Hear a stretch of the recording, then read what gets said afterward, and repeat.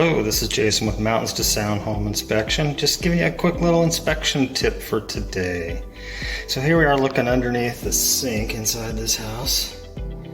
And we're noticing here that this line right here, this is the drain line for the dishwasher.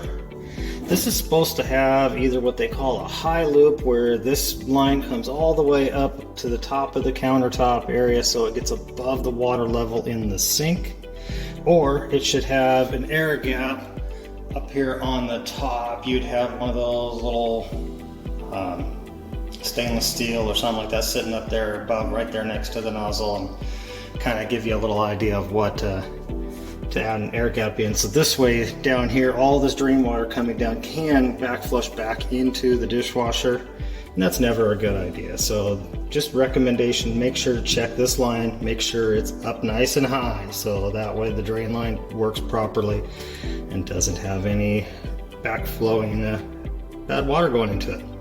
All right, thanks again.